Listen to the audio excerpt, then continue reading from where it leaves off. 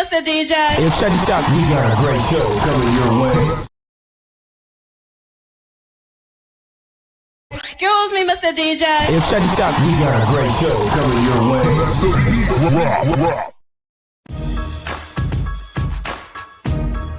From the ECSI Sports Studios, it's the Midday Market Report with Jeff Dawson.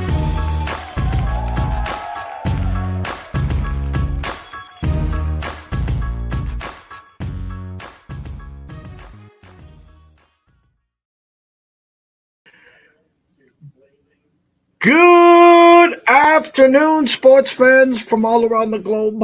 I am your co-host, Jeff Dawson, East Coast Sports Investors, and this is your Friday, March 24th, 2023, closing bell.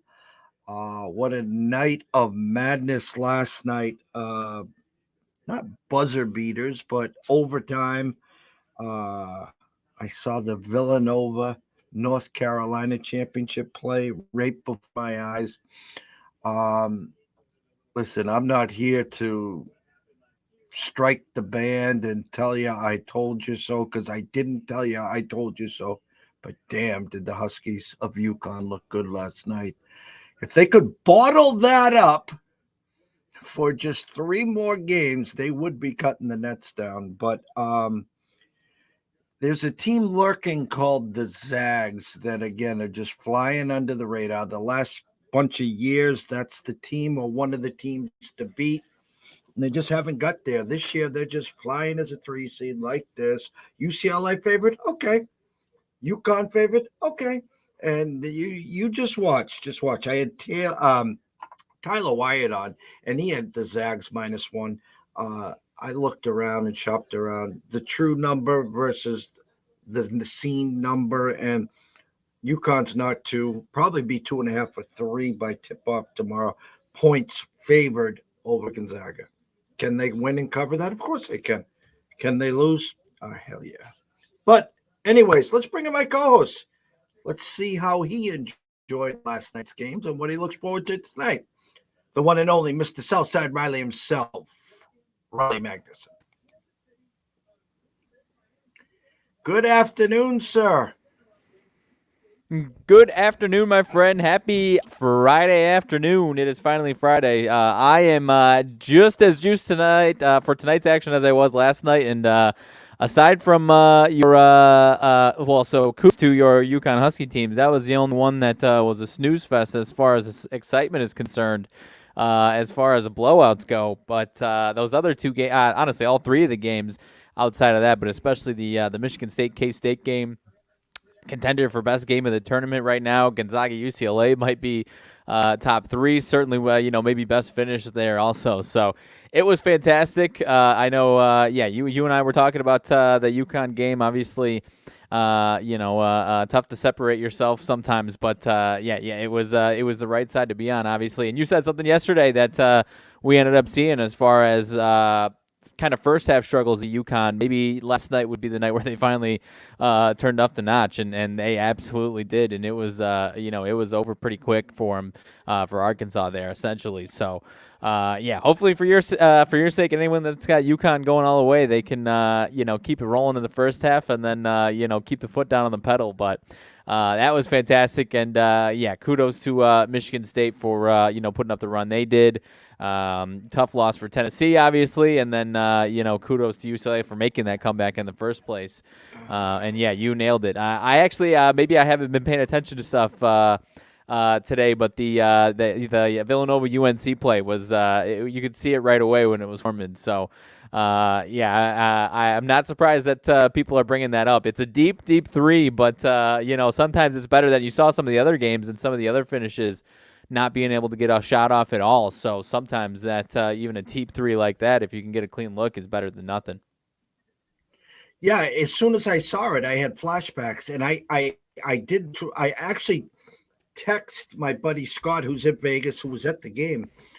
Shout out to Scott, Gary, and Taylor. They were at T-Mobile, and I said, oh my God, Villanova UNC revisited. And then like 15 minutes later, someone with a March Madness showed that clip. And then they showed the Gonzaga clip, and then I of course have to quote it, and I go, wonder who said this first. And then my buddy Scott tagged the timestamp when I texted him versus when the tweet came out. So it was kind of comical. But Mark Few talked about it. He goes, we end practices with that play every day. And he says he's about 7 for 10. And when he launched it, I am like, holy shit, what? And then I was like, oh, but the one thing is a long shot like that, you're going to get an opportunity, if a miss, with a rebound that, is not going to just, when you try to go into the paint, you're almost forcing the action. And then even if you do get fouled, then the ref's still got to blow the whistle. By pulling up and doing that, you gave yourself plenty of time to get underneath and to get potentially a long rebound for a second opportunity. Yeah, and if you can craft it up like that, like I said, and you're saying right now, even if it's as long as it was, it's better than a contested shot. Like, obviously, Michigan State had the situation where they couldn't, I think I could be wrong, but I want to say maybe even with it being tied at the end of regulation. I could be wrong about that, but obviously in overtime as well, you can't even get a shot up sometimes if you don't have a set play. And it should go without saying, but there's so many teams that don't execute well in the last 5 to 10 seconds of games, and you get a terrible, terrible looking shot where it doesn't look like anything's forming, and you're just finally panicking and forcing one up. And credit to it. It should go without saying, but credit to these coaches and teams that have either have actually been there before and can do it again, or can feel like they've been there, like we saw last night, obviously. MSG, a classic, Michigan State, Kansas State, and we gave out the ECSI VIPs gave out the over in that game, and we covered by about 50.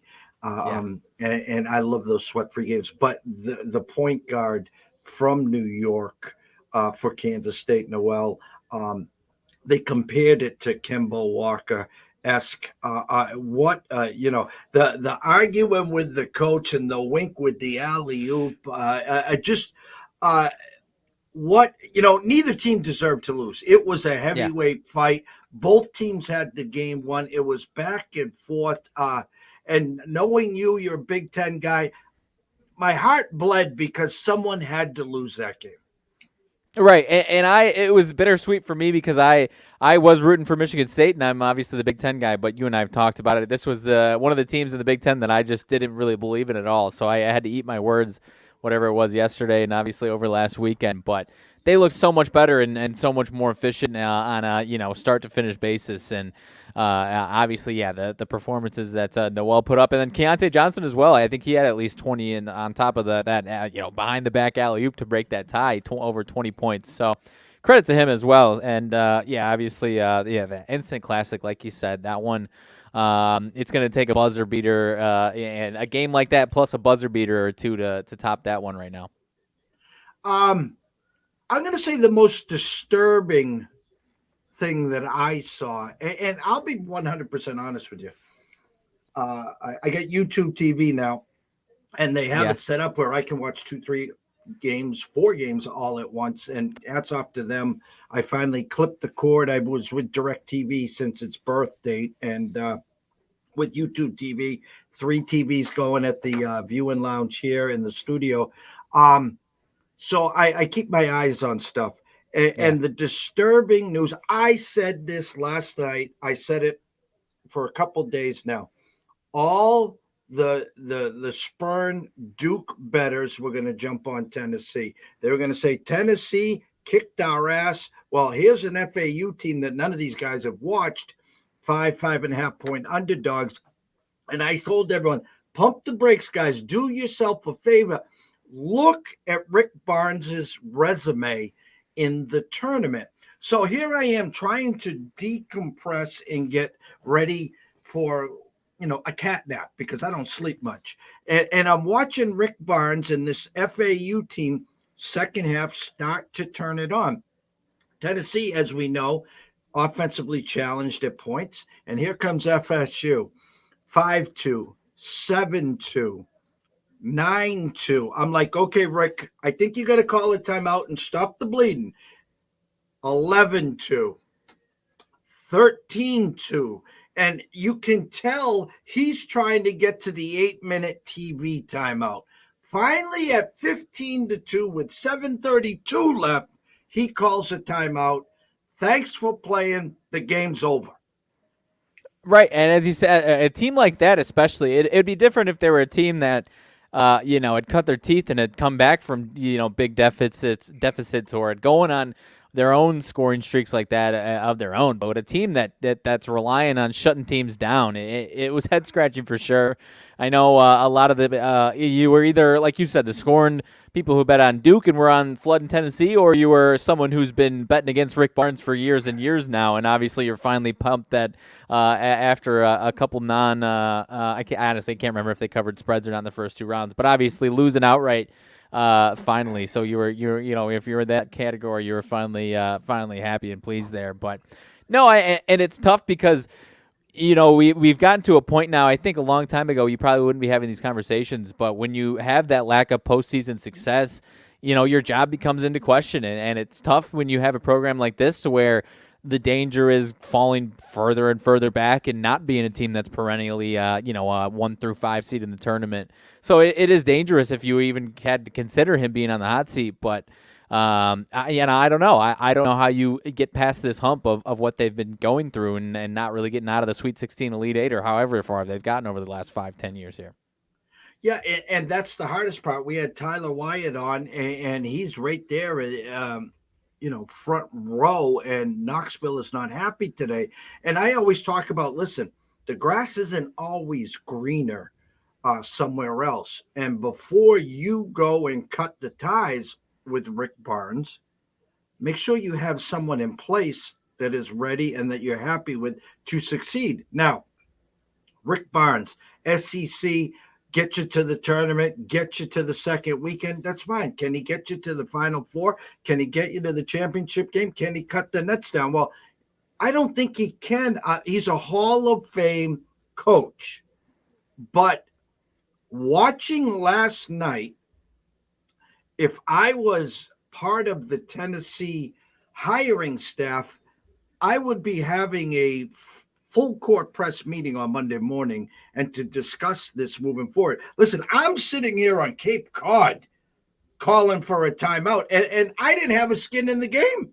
I'm like, Rick, what are you doing? You could feel it coming, and then the three, and they're doing this. The crowd's into it. I'm like, Rick, you do not have an offensive juggernaut team here. You're not Gonzaga. You're not, I don't know, name a couple. You're not Creighton. You're not one of these teams that can score 10 points in a minute and a half here. What are you doing? Right, and I don't. And they haven't. I was double checking the resume. At least at Tennessee, he hasn't gotten out of the Sweet 16. He's gotten to the Sweet 16 twice, and I think it's 5 tries. And then you have the COVID year. So, again, it's a team that's been getting to the tournament with regularity and being a force. But at some point, especially when you compare it to other coaches who are doing more with less. Again, you and I both talk about always the grass isn't always greener. There is a lot of danger in going the absolute wrong way, and being in a dark period and not being relevant at all. But obviously it depends on what your aspirations are. If you're happy with being a top 3 team in the SEC and maybe one of these years it'll work out for you, then you're going to keep rolling the dice with Rick Barnes. But if you want to go higher than that, there's obviously, like you said, there's a conversation that needs to be had. And I'll take it back. I'm going to play hypothetical here. If, and we know they didn't, but if UConn would have lost to Rick Pitino and Iona in the first round, take back what they did last year and lost in the first round to Mexico State, UConn would be saying the same damn thing right now. Hey, why are we paying this guy all this money and we can't even win a game in the tournament? And now we're talking New Mexico State and now Iona. Now, I know it. Listen, they've had a great run. They're not done. They might make it to the Final Four. Who the hell knows? But the fact is, you're brought into these places to perform and win, okay? And sometimes you're in the right spot. Sometimes you're not. Are you there to get your team to the dance, or are you there to win a championship? And Right. I don't know what Tennessee is. I mean, are they a football school or a basketball school? Because Right. they're not. They did beat Alabama this year, but my point is, when's the last time they were in the Final Four? That's all we talk about is Alabama and Georgia in football. Well, Tennessee's knocking on that door as well. But how do you get over the top is the question. Right. And I don't know that. I mean, they've had plenty of tournament appearances the last 20 years, but yeah, I don't know that they've been to the Elite Eight in a long, long time, if ever, honestly. So, yeah, man, it's a conversation that needs to be had, as crazy as it sounds sometimes. But obviously, if you've got somebody that you think can get you to where you want to go, then they'll make that move. But if not, then I think we'll 4 more years of Rick Barnes will be in the cards. All right, I'm going to tell everyone watching and listening. Listen, I have studied tonight's card inside and out. I have pulled the onion leaf so far back that I have no nails now because I have looked, and I know the saying, study long, study wrong. When you're trying to find anything, team total, first halves, you're digging and digging and digging. 9 times out of 10, when you think you found something, you're going to go play it and lose. I will tell you 2 things right now. The shocker in my eyes, K-State opened up only 1.5 against FAU. You were born at night, not last night. So I'll ask you, K-State minus 1.5, opening number. Is that a K-State number or an FAU number? That's going to be a FAU number on my eyes. Thank you. And now it's 2. Where that number can only go one way, and that was to 2. UConn opens up 1.5, now 2. I'll ask you, this is a tougher question, but I will ask you this. Is that a UConn number or a Gonzaga number? I'm going with UConn on that one, at least right now. You are? Okay, so if I said to you, UCLA was 1.5 versus Gonzaga. Right. Okay. Public pushed it to 2. Actually, Public took it down to 1. Right. So UConn, UCLA, what was Riley's number on UConn, UCLA? Man, probably. I think you said it yesterday. I was at UCLA minus 1 or 2, 1.5, 2. I had UConn, UCLA at Pick'em. I had UConn, Gonzaga minus 1.5. That's what I thought the opening number would be. Yeah. Now, I will tell you this. People remember what they saw last. Take yourself back to last night. The thrashing that UConn put on Arkansas, and then the buzz, basically the up and down, up 13.5, down 9 with 1:40, up 1 with 12 seconds to go. So Public remembers what they saw last. UConn opens at 1.5. Which way is that number only can go? Correct. Yep. So with the eyes, and you can sit and wait on both. You can sit and wait on both. It'll be interesting tonight because my gut says there'll be some sharp money coming in on the Zags overnight, but I think the public will be all in on UConn, and I think the public's definitely going to be all in on Kansas State. I think both dogs are live tomorrow. Now, listen, both favorites easily can win. That guard Noel from K-State is just phenomenal. They're playing phenomenal ball. But I just want to ask you this: how the hell is Tennessee 5.5-point favorites over them, and K-State's only 1.5-point favorites over them? It makes zero sense. So that's number one. Number two, UCLA. UConn is a wagon right now.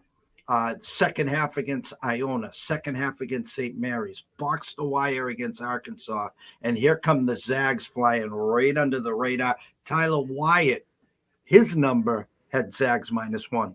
Okay, I know this true number. The true number is a pick'em, and the public's going to be all in on the Huskies. And hey, listen, I got a Huskies future. I'm not worried about it. My point is, public remembers what they saw last. And I don't disagree with you at all. I guess I would have been you're reading the public on that one better. We're on the same page with the FAU and K-State one. The Gonzaga one, I was just looking at some public numbers for one of the books, and you're absolutely right. I guess I was more reading the public wrong and thinking people would believe in this Gonzaga team after what they did to UCLA, but obviously the UConn thrashing of Arkansas, yeah. So I admittedly am just reading the public wrong on that one, and then looking at just doing the quick research. I see a lot of public buy-in already on one public book on UConn. So I can see what you're saying 100%. In the years of people back in this Zags team, and then at the end of the dance, it's always, well, who did they play? They never played anyone. They can't beat anyone in the big stage. And I mean, the championship game against Baylor, I had the Zags, and it was 7-2. And then I went to the bathroom. I think it was 13-2. It was thanks for playing. I shut it off. I was like, I'm done. And so my point is, again, and if you really, guys, take a step back, don't take a look at the UConn game. Take a look at what Gonzaga did. Down 13 at half. The game was over. I mean, UCLA is one of the top defensive teams in the country, hands down. And they didn't only come back to tie that game. They took a 9-point lead. Yes, they coughed it up. But in my math, 13-9 is they outscored UCLA in that second half by 22 points until UCLA came back. And as far as the blown 9-point lead, it was a near choke job. I think they'll be, if they get into a similar situation, free throws and full court press breaking, I think they'll be they'll be a little looser after having gotten through it last night if they get into that situation again tonight or tomorrow, excuse me. Because it's not like it was they missed some free throws. They had I think one bad pass or something like that. I would be shocked to see them do something like that again if being in that same position tomorrow night. And the game, Hawkins is going to get his shots. The players at UConn are going to get their shots. I think the key to this game, very simply, is this. Timmy had a game of all games. All-world game. Now, the question is, does he get Sanogo into foul trouble? And next thing you know, first 4 minutes into the game, Sanogo's got 2 fouls, and Hurley's got him sitting for the rest of the half. And then Timmy's going to be able to do what he wants? Or is Sanogo going to be able to keep Timmy out and not be able to do it? So then someone else on, or the whole team on the Zags is going to have to pick up the pace because Timmy is not going to be able to do what he did against UCLA. No, and I mean, I was looking back at it yesterday before the game. He's had, I think, 3 games, including the was it the Final Four game a couple years ago, and then a regular season the start of last year. So I think they played each other 3 times, whether it's playoffs or not, these last 3 seasons, and he's been pretty good in all 3 of those games, Timmy versus UCLA. So no, I agree with you. That is definitely the headline of tomorrow's game is Sanogo and Timmy right there for sure. And I think 99 UConn and the Zags. I think that was the first time the Zags hit the big stage and UConn beat the Zags there. So again, we got 4 games tonight. I'm going to throw the ball over to you and then let you take it away. All righty. I'm trying to figure out how I want to preface this because we were talking yesterday. Obviously, there's 3 games with bigger favorites tonight than last night. The shortest line is 4.5. 4.5 Texas Xavier. I guess we can break them down individually, or I can ask you this. You can get it seems like I don't know if this is the right tie-in, but you go whenever everyone's in the NFL, you try to find those easy teasers or something like that, or the easy money line, 2-3 teams together to get them to even money.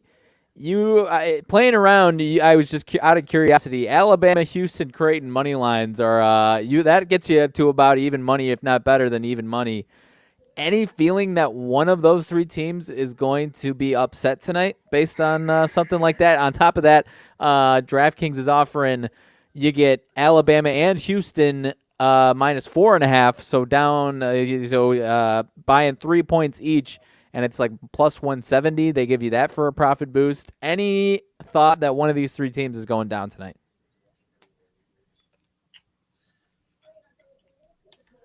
That's a hell of a question. I've talked to some sharp people, and they think the one team that could pose the upset is Miami. And that's saying, again, what did I say about Houston their first two games? They played grab ass the first Yeah. half and kick ass the second half. Okay. Now, what are they going to do? Is that team going to come out the second half versus Auburn and say, hey, we're going to hold you to 14 points. We're going to put up, a quick 35 and thanks for playing. Yeah. They haven't played that full 40 minutes yet. Miami has the guard play. They can score. The number's 138. That was my number. It's now 140 at Circa. I lean a little more. That's a little more of a Miami number. I look at San Diego State, Alabama. That's 138.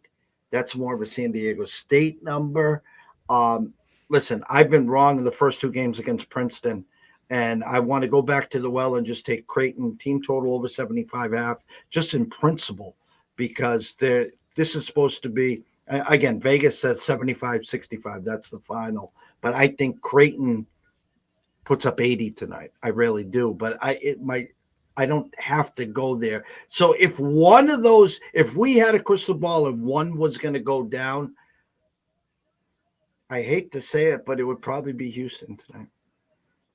And I am not disagreeing with you. And sometimes these cases are it is, it might get a little sweaty, but sometimes you have these cases when all the around the sports world where it is sometimes that close to simple, where you pick those three teams or something, a similar situation, and they take care of business. And maybe it's not the best value by any means, but it does happen for you. But and it is a tougher pill to actually pick out one of these teams and figure out who it is, because obviously from a fan perspective, everyone wants to see Princeton's Cinderella run continue. And Miami, a lot of people believe in, and I'm with you as far as what team that could be there. And Alabama's my pick has been my pick for the championship for a while now. So I guess I'll be a little bit more nervous for Alabama, because San Diego State has obviously been very good all season long. They can sneak up on Alabama and take care of business, but I don't know. I was at least figuring I'd pose that question in that way, because I'm sure a lot of people are going to be trying to take a simple road and just take two of these, probably all three of these teams to win these three games tonight, the first three here. The thing that I had San Diego right where they are in that first and only, well, not only bracket, but the one that I care the most about, the first bracket. I had them right in this spot, and here's what I'm afraid of, is the real Alabama shows up and they get that 7 for 9 from three. San Diego can't play the chase game. They need that. They got to keep it close, keep it tight, got to pull like an FAU. I'm not saying, I shouldn't say that. I don't think if they were in Gonzaga's shoes like last night, down 13.5, won the first 5 minutes, cut it to single digits, they could wear them down. But just looking at, all four games, I said this yesterday, I'm going to say it again. The one game that smells the worst to me is Xavier and Texas, because maybe it's just I don't respect Xavier enough, and I think Texas should be more of that 5.5, 6 number versus a 4.5 number. So if you said all four, I would say the one game that I really think that if there was the upset, I think it would be Xavier over Texas. Okay. Yeah, and we can, obviously tie all four of them together for sure there. Because, you have Texas, who had a tough game with Penn State, a team that obviously was playing well down the stretch. Penn State going to the Big Ten championship, but Texas only winning that one by 5, and now still sitting right under that 5 number here today. So as far as the total in that game, sticking with that one, Xavier and Texas. Any thoughts on that total there? Xavier's been a lot of their games has been in the 150s, but that's been some of these other high scoring teams. Texas has been under that number, so I was with you as far as the 148 seeming a bit high on that one. Yeah, and I was looking at that. That's the one play I kind of have on the desk. You can get 148 at Circa by the hook to 147.5. Ken Palm's got it 78.75, which is a 153. I know Tyler had it at 154 as well. I look for a 6-point cushion. I'm getting 5.5. That's why it's right now on the desk. But the one play that I kind of sort of have currently, it's in the chamber, but I haven't fully loaded, is the over. I'm going to say 147 and a hook. Buy the hook, take the over 147 minus 120, Texas and Xavier. And by the way, 3-1 were the overs in last night's games. Obviously, the one going to Oh, overtime. But you and I had really? a There you certain go. conversation in regards to these totals and the trends maybe flipping the other way. Yeah, 3 of the 4 get over pretty easily, and then FAU Tennessee is the one that stayed under. That one was the 129.5 number there. So. Yeah. Any of these other totals talking to you at all? I know you mentioned. I know you mentioned one of them there. Any of these other 3 totals talking to you at all? Well, the eye test alone, the 138 on the Houston, to me, now it's up to 140.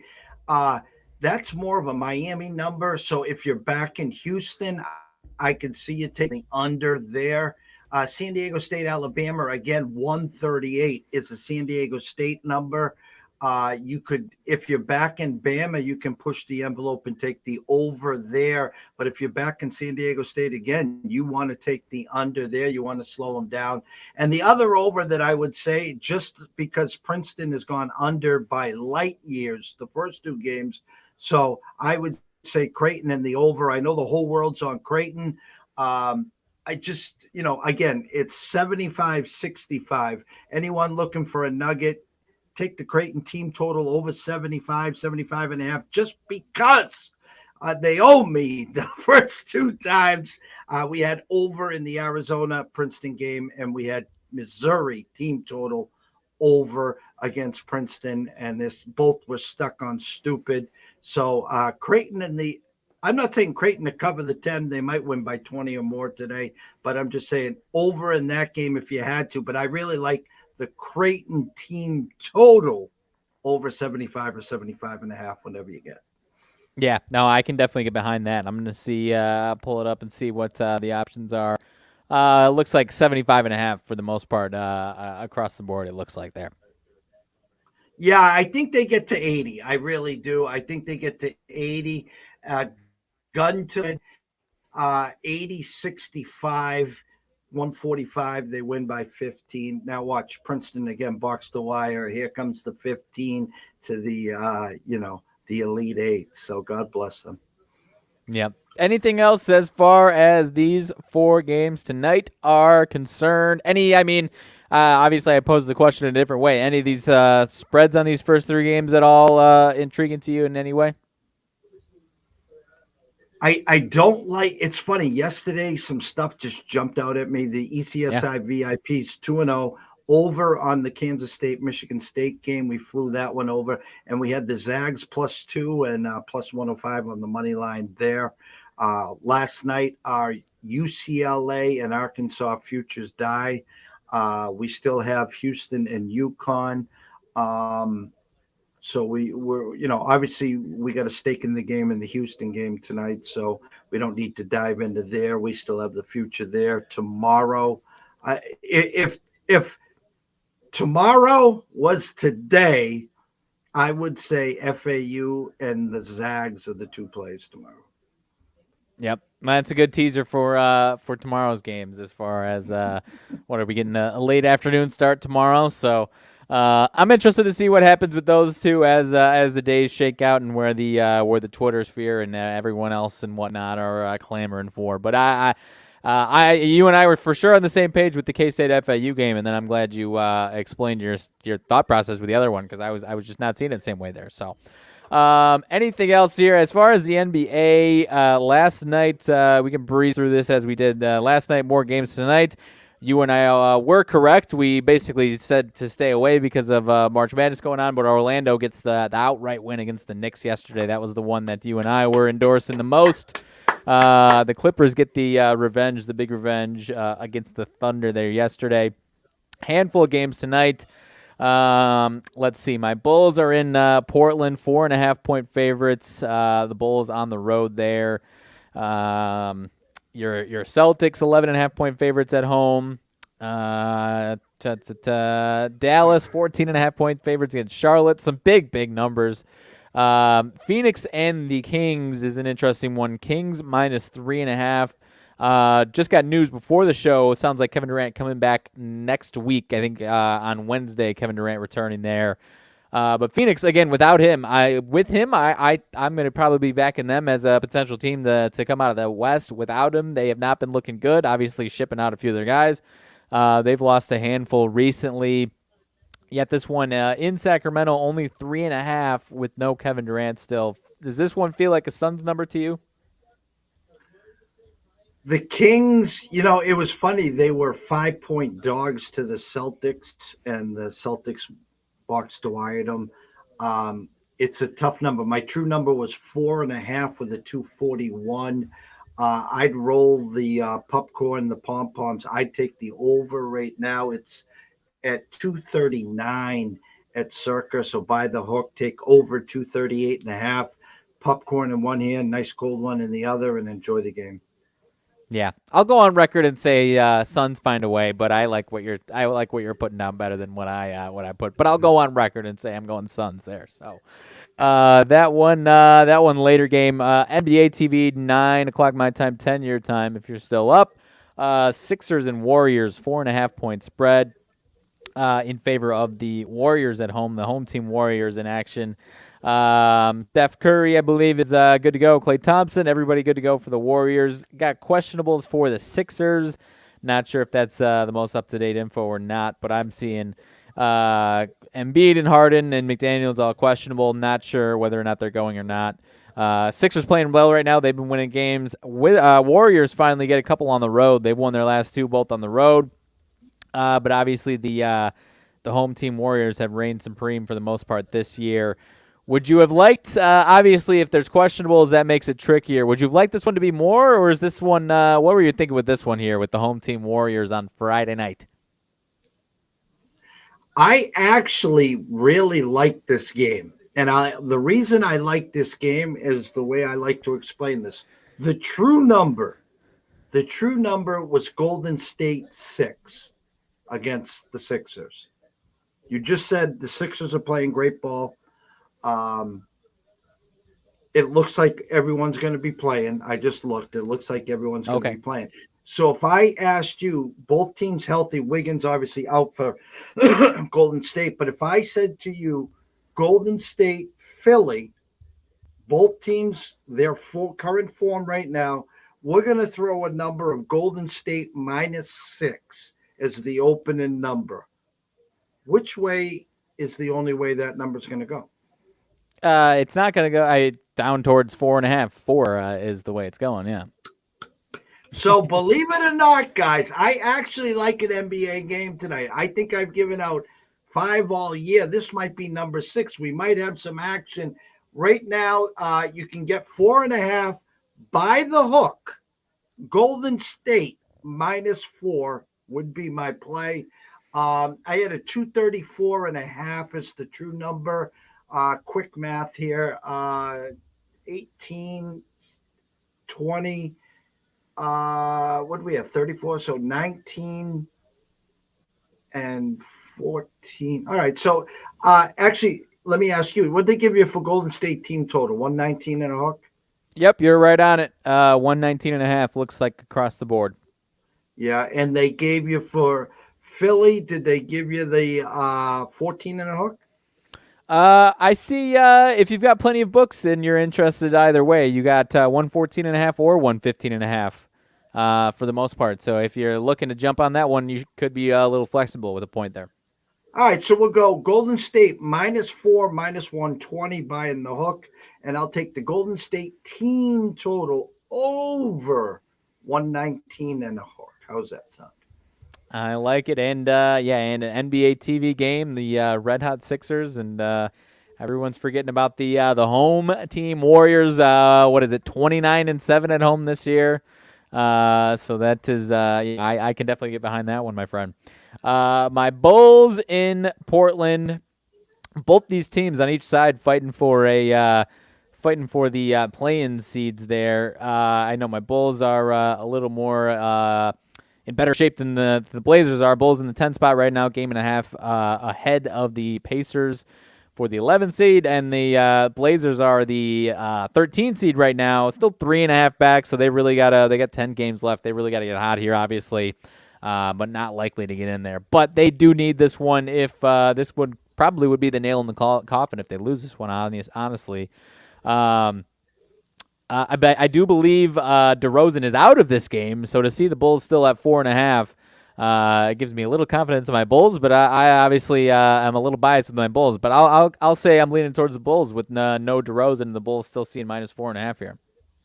Yeah, I have obviously an inflated number. I had 2.5 with a 226.5, and as you said, right now at the circa 4.5 with a 222. So the number was corrected, I think, because of DeRozan by 4 points there to 222 or 222 and a hook in some spots. Surprised, it's the Bulls 4.5 about to hit 5. So if you like your Bulls tonight, you better grab them now by 5. Yeah, and honestly, they've been playing. They got their butts kicked by the Sixers the other day, but they did play the Sixers twice in the span of 3 days. Split with them. Aside from that, the Bulls have been playing a lot better. Probably playing their best ball that they've been playing at the right time here. So that doesn't mean that they're going on some magical run or anything from my homer behind, but they are playing good ball, and it does look like they should be in the top 10 there, and still hunting, hoping to grab that. If they can sneak into the 8 seed, that would be nice and beneficial for them there. So, big one for both teams for sure. So I do like the Bulls to get it done tonight. Let's see. Did I skip anything? Last game of the night. No, go ahead. Go ahead. Let me ask you a question. If you're there, someone brought this up, and again, the odds of this happen slim to none because I don't know what you pay. Do you know what the temperature is on Billy Donovan? You know what? It's an interesting question. I haven't heard too many things about it. I just heard. So Pat Bev obviously has only been here for a few weeks. I just heard him talking, flying colors, fantastic things about him and the adjustments he made, or he makes in games or something, things along those lines. And he got I don't remember what it is off the top of the head. They kind of kept it quiet, but got a big extension or a committed extension before the season. So I don't think it's negative. There's times though where I have some head scratching thoughts about their in-game adjustments, but I kind of feel like that might be more towards the DeRozan, Zach LaVine ISO ball as opposed to any Billy Donovan stuff. So it's not obviously the greatest. They're a losing team, but I think internally it's probably better than maybe the average person would see looking at an under 500 team, honestly. The reason I ask, and again, I assume he's getting paid boatloads, and I know what I'm about to say is going to be comical because I know this school will not pay $1 bazillion, but the thought of him going back to Providence and going back to where it all started. And I've always said all along, he's an amazing college coach. He should not have jumped ship to the NBA. Melo now out for another year. The fact that the job is there, it's open back to the Big East where it started. And I was, with the extension and the what he's making, it's far-fetched, but I was wondering if anyone out there has even brought that up in your area. I think I personally have had personal questions throughout the year, but then I kind of come back to it looking more like just in game and like I said, the ISO ball and LaVine and DeRozan and maybe more so LaVine and his ego, because honestly Vucevic at times has been fantastic and they've had fantastic matchups where Vuce should be getting his money's worth in some of these random regular season games, and they just don't run through them. So that's my personal issue. I don't know if that's Billy Donovan or not, but it is a fair question, and I'm glad you bring it up because I think it's another situation where the Bulls have a litany of where he's good, but he's not great, and the alternative might be the grass might not be greener without him. So that's kind of where the entire Bulls organization is right now. You've got good pieces, but not great pieces, and if you get rid of him, you might be falling back into a deeper hole than you're in right now. So it's the Bulls are in a tricky spot, man. I don't know where they go the next handful of years here. It's tough. Well, Jaylen Brown's available. Yeah, we would take him. Lonzo Ball apparently might be out all of next year too. So and that's the missing piece. They were the 1 seed before he went out last year. So holding out for Bulls 2025 NBA champs with Lonzo Ball at point guard. That's what. No, I'm kidding. But I would actually, not to go on this rabbit hole. The Bulls are one of the toughest as far as building a path to a championship contender. The Bulls have one of the toughest paths right now of anybody, unless you really believe in Zach LaVine right now. So I don't know. They're in a tough spot. That's not my most optimism for one of my teams bringing a championship in the next few years here. I mean, you got the Bulls, you got, the Blackhawks, which if you don't get Bedard, listen, I mean, it's supposed to be a decent draft, so you're not going to get the generational Gretzky or, Connor McDavid, but you should be able to start building. You cut ties, you cut and what's his name? I heard potential retirement. Who are you talking about? Taze? Oh, Taze? Yeah, potentially. Yeah. Okay. All right. I'll keep my eyes and ears. Like I said, it just dawned on me earlier this week when I was on last Friday with Anthony Pepe, and that was the day that the former head coach from Providence, who every year is looking for more money, and they gave it to him, but jumped ship for Georgetown. And then I was like, and we knew Rick Pitino was going to St. John's. And I'm like, oh shit, Billy Donovan. How about if he comes back? Because the real deal would have been Rick Pitino coming back to Providence instead of going to St. John's, But then I was like, shit, we could bring Billy D back and have a reunion. No, I'm with you. I've always thought he was better in college and not a bad NBA coach by any means. But, I don't know. But at the end of the day, you ask anybody who's close to him, plays for him, or organizationally, everyone talks fantastic flying colors about him. So from that perspective, I think he's here to stay right now. All right. Any NHL looks? I don't even know what the schedule looks like tonight. Any NHL looks from you for tonight's? Looks like 3 games in action tonight. Short schedule. Yep. And I think I did very well again last night on the team total. So congrats to everyone that if they cashed. There's only one under play tonight. So therefore, let me go over here. Hockey. All right. One under that you can take a swing at, guys. Colorado team total over 4.5 plus 145 against the Yotes. You got to get to 5 or better. The under over is at 6.5 juice under. So that's the only one. All the others are overplaced, too big a juice. So Colorado over 4.5 plus 145 in the pucks. Tomorrow there's a full slate. I mean, there's 1, 2, 3, 4, 5, 6, 7, 8, 9, 10, 11, 12, 13. 14. There's 15 games tomorrow. So enjoy those. The basketball's not on till what, 6 and 8:30, something like that. Yeah, sounds about right. I will be tied up in the office all day. Let's see who this is. 1 second. Shout out to TJ. Yes, only 3 games. Take a look at the Avs, TJ. We need TJ's pulse on the Canes tonight is what we need as far as the old Miami Hurricanes tonight. I need to know how he's feeling. He's feeling good. He should feel good. He should probably, I think, how I said to you about UConn is that they hadn't come out in the first half and the first 2 games. Well, they came out. So Houston needs to do that. Yeah. To Miami, because the longer you let these kids hang around, they believe. Just look at FAU last night. Tennessee, what I don't want to say was dominating, but was controlling the game. But FAU, who's a half foot smaller at every position, was trolling the glass, not just defensively, offensively. I think they had +6 on the offensive rebound, and that's not supposed to happen. Again, I go back to Saturday and the Duke listen, no one thought Tennessee was going to win. And then for 4 days, they've listened back on campus how the cats meow. You got FAU. You're going to be one game away from the Final Four. Well, that's what happens when you read your own clippings.